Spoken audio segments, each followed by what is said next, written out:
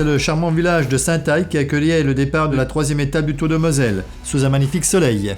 71 coureurs restant en course.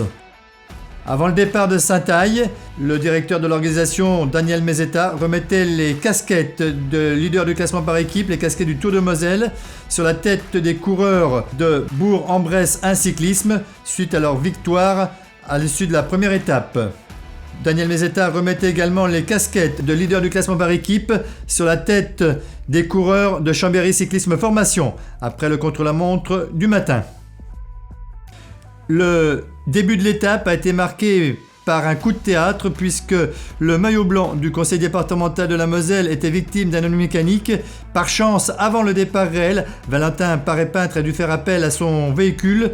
Le départ était légèrement retardé et il revenait dans le peloton pour le départ réel.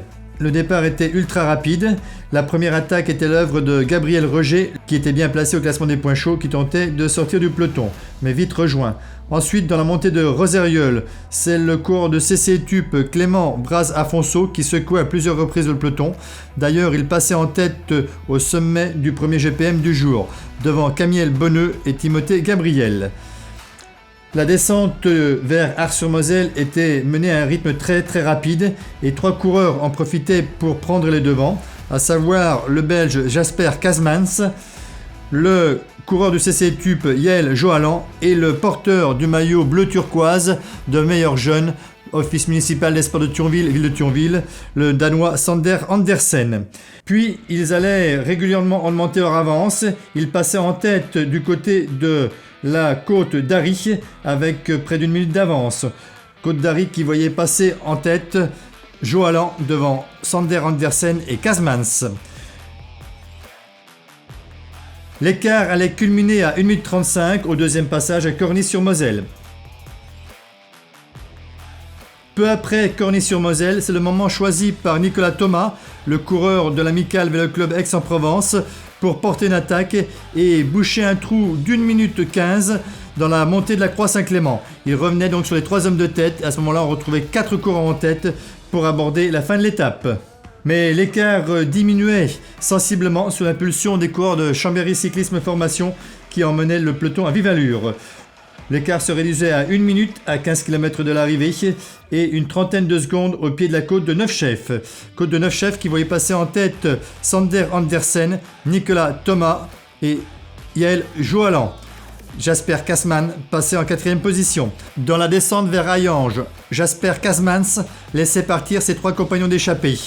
Quelques kilomètres plus loin, son coéquipier Félix De Groff portait une attaque à l'avant du peloton et revenait seul sur les 3 hommes de tête. On retrouvait donc 4 coureurs en tête qui allaient conserver quelques secondes d'avance sur le peloton, se disputer la victoire. Et au sprint, Félix De Groff l'emportait devant Sander Andersen, Nicolas Thomas et Yael Johalan. A noter la très belle place du local Lorenzo Marasco qui prenait la 9e place.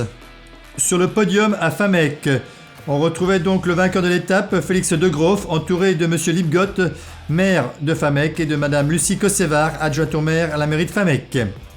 Le nouveau porteur du maillot vert du classement des points chauds région Grand Est, il s'agit de Jasper Kazmans, le coureur d'Urbano Cycling Team. Changement également pour le porteur du maillot blanc point rouge meilleur grimpeur. On retrouve Sander Andersen avec le maillot de leader du Grand Prix de la Montagne, entouré par M. David Robinet. Pas de changement pour le meilleur coureur du Grand Est. Elliot Pierre conserve son maillot orange du Crédit Mutuel, le partenaire du sport. Valentin Paré-Peintre conserve le maillot de meilleur jeune, office municipal des sports de Thionville et ville de Thionville. C'est le coureur de l'Amicale Vélo Club Aix-en-Provence, Nicolas Thomas, qui recevait le maillot jaune du plus combatif France Pare-Brise, entouré par monsieur et madame Sornay. Pas de changement pour le maillot blanc de leader du conseil départemental de la Moselle. Il reste toujours sur les épaules du futur professionnel Valentin Paré-Peintre, entouré de monsieur Rémy Dick, conseiller départemental. Demain, dimanche, 4e et dernière étape du Tour de Moselle. Départ au site de Blistruc, le site archéologique, à 11h45. Les coureurs arriveront à Thionville après 174 km 400 aux environs de 16h.